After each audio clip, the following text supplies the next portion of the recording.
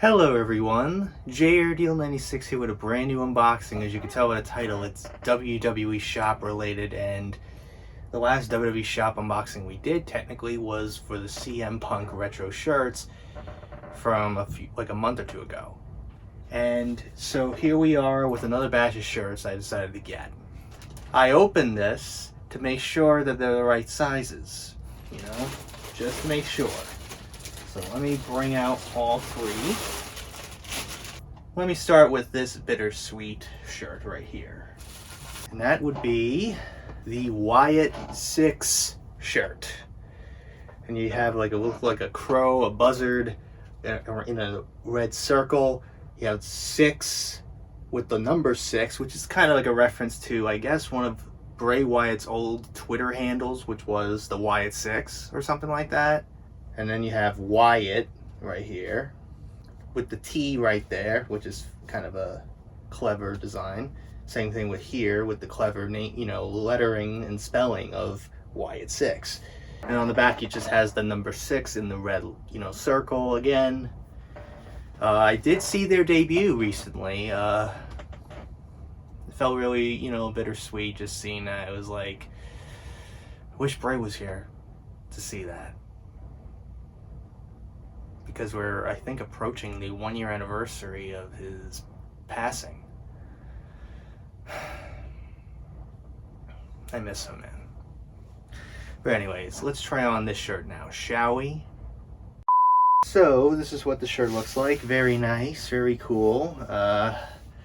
It's a nice little, shirt for the Wyatts. Tribute to Bray. This is what I find this, faction as, like a tribute to Bray. Hopefully they don't mess them up. Hopefully they don't screw it up and make them afterthoughts. Because I do support a lot of those, guys in that group, like, Eric Rowan, Bo Dallas, or Uncle Howdy, you mean, or Joe Gacy, or Dexter Lumis, and Nikki Cross. Like, especially, Dexter Lumis, man. Like, what the fuck has he been doing?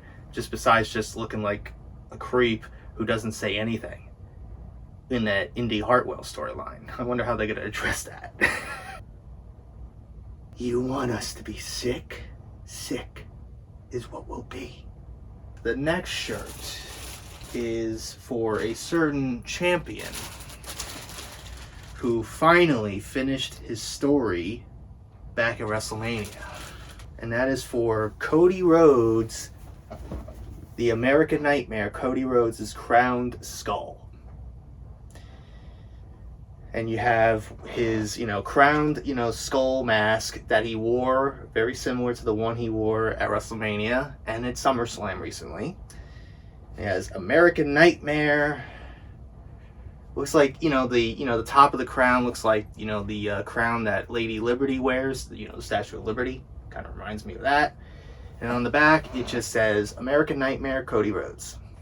The reason why I decided to get this shirt, because it reminded me of those, I don't know if anybody remembers those limited t-shirts that WWE did like 15 years ago with certain superstars like CM Punk and other wrestlers that had these like limited these Triple H or someone like, I'm hoping somebody remembers what I'm talking about, because I do remember like they did like these specific shirts that were kind of similar in design and like as spacious as like a shirt like this.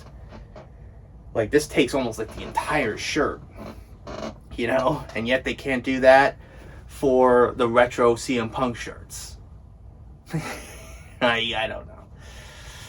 But anyways, let's try on this shirt now, shall we? So, this is what the shirt looks like. Very, very badass looking. I do like how it just like, almost spreads across the entire front of the shirt, and it just looks like something you would probably find like at a Hot Topic or some, department store. That's what it looks like.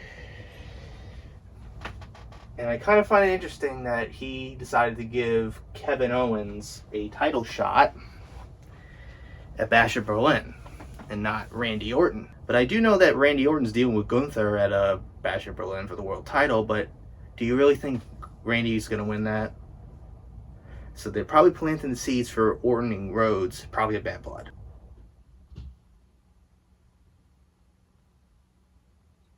So the last shirt, not surprisingly, is CM Punk related. And it's currently his current shirt that he's wearing right now. They're all larges, by the way. So we have the CM Punk Lightning Fists shirt. It has Best in the World, CM Punk, the taped fists with the Chicago flag star right in the center of it.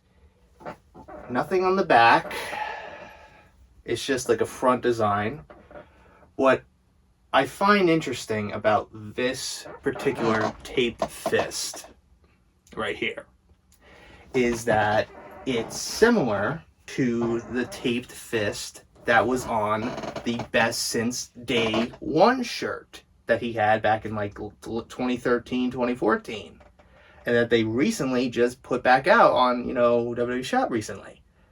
So it's pretty much almost the same identical taped fist that they used for this specific shirt years ago. And they, recycled that, design, and they applied it to something cooler like this, which is a pretty cool badass shirt. So anyways, let's try on this shirt now, shall we? So this is what the shirt looks like. Really cool. I do like the design. It's pretty simple, and I do like the incorporation of the taped fists in, any of the CM Punk shirts. They're pretty badass looking.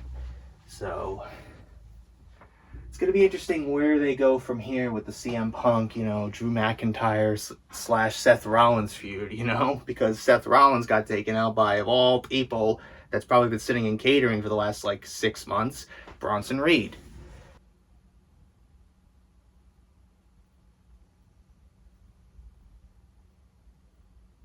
That's officially it on this unboxing from WWEShop.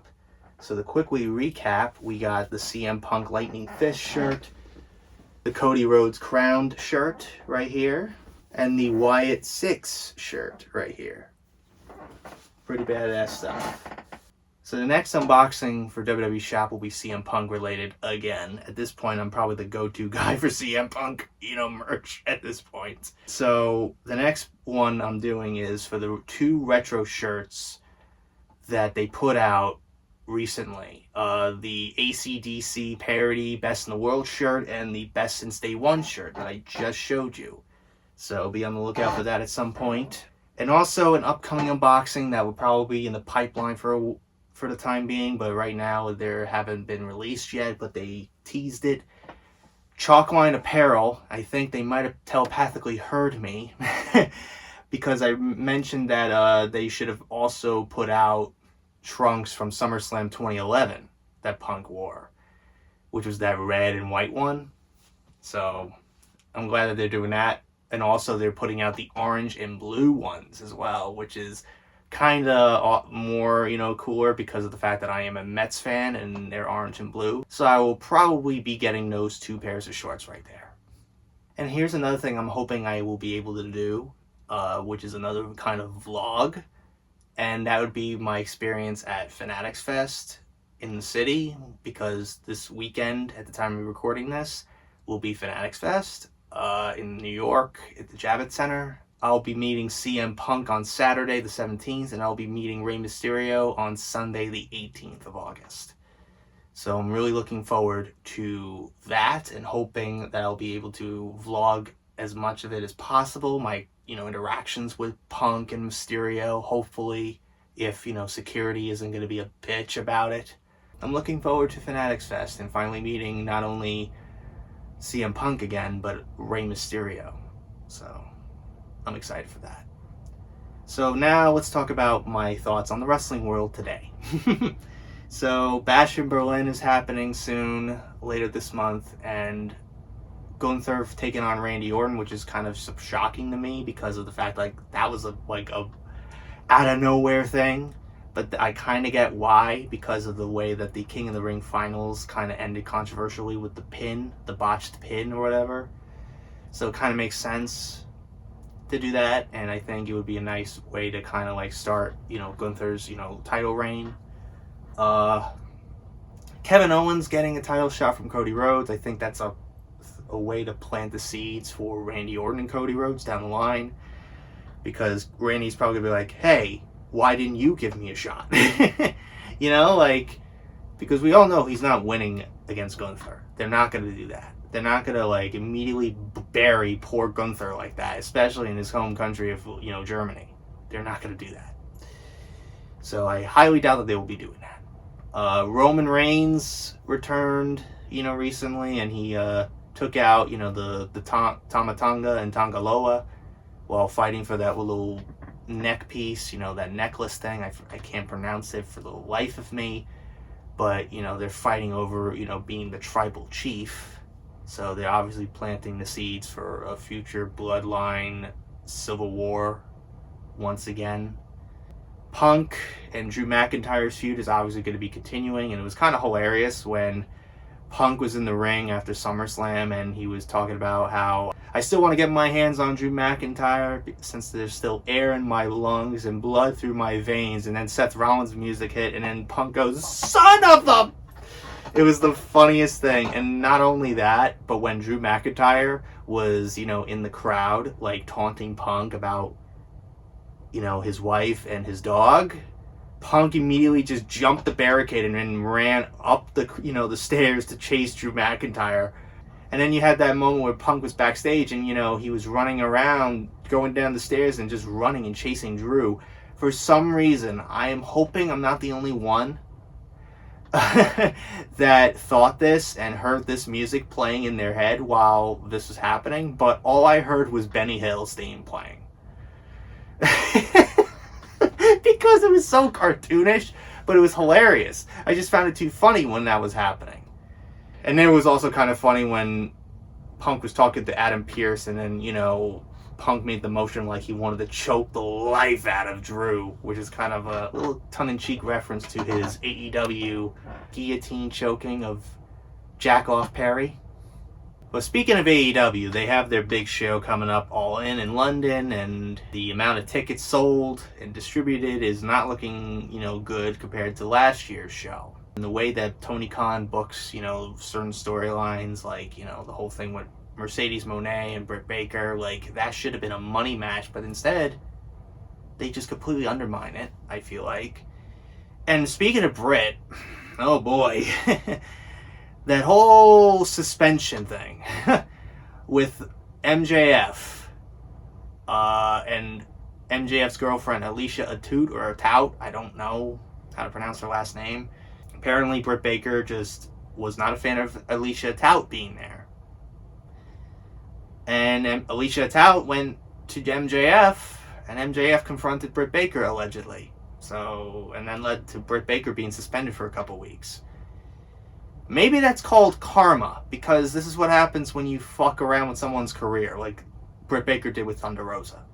Look, I'm not the biggest fan of Britt Baker, DMD, like, she doesn't really appeal to me, like, that's just me. Like, if you like her, that's totally fine, but I never, ever cared about her. She just comes off as a arrogant, self-centered, egotistical fucking bitch. She thinks she should be the top star of the company because she was one of the first women signed to AEW. Whoop-de-fucking-do. Cry me a river, bitch. That doesn't mean that you have to fucking bury poor Thunder Rosa claiming she sandbags or whatever the fuck. I don't care if she's a great wrestler. She doesn't appeal to me. I'm sorry. She doesn't appeal to me. Another thing with the ratings, AEW, and the wheel of excuses that they come up with. The previous two Dynamites had like 607 and 622 instead of like the 780 or whatever they usually would get. And the excuse obviously was the Olympics. But it's so funny that Monday Night Raw, you know, the week that Dynamite got 622, Raw beat out the fucking Olympics too. So much for that. Like, again, I think at this point you're kinda making people lose interest in the show. And honestly, why should you rely on a sitcom 15 years old being your fucking crutch to give you a better deal with Warner Brothers Discovery? Like, how fucking annoying is that? Like, how weird is that? Like, I never heard of anybody or any company Like any, company in the world that is relying on a show that airs before theirs to get the bigger rating for the show. Like, that's fucking weird to me. Like, and another other thing I don't get. Why is he fucking not using people like Ricky Starks? Like, what? Why? Why? Because he's friends with Punk? Stop holding this grudge. No wonder why he's leaving. I don't get why Jericho's still on TV instead of people like Ricky Starks or whatever the fuck. Like, people that actually deserve to be on TV instead of like 50-plus-year-old people and former WWE guys and flavors of the month. Where's Deonna Purrazzo? Like, she was the flavor of the month for Toni Storm, and now she's collecting a check every week.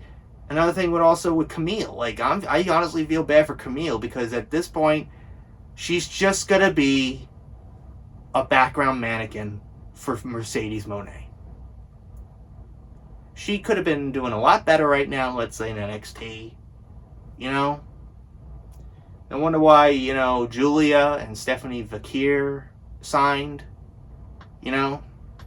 But that's my opinion, honestly. And honestly, if you like AEW, like, that's totally fine. I'm not hoping for them to go out of business. I just want them to be better. I want them to improve. I want them to get rid of the fucking bullshit. Because they claimed they got rid of the bullshit drama when they got rid of Punk. The drama is still there.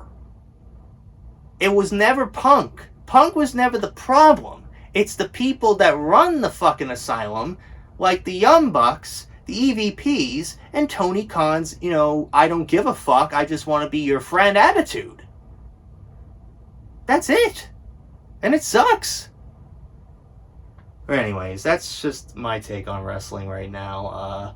I hope you guys enjoyed today's unboxing. If you did, hit the like button, subscribe, share this video with your friends. Be sure to ring that bell to be part of the notification squad. Be sure to check out my Instagram because I make cool heads of Markiplier, Jacksepticeye, even myself. I used to act as a cosplays on there, so go check it out. And be sure to check out my Tumblr, my Discord in the description as well. So until next time, JRDeal96 signing out, and we'll see you guys in the next video. Peace.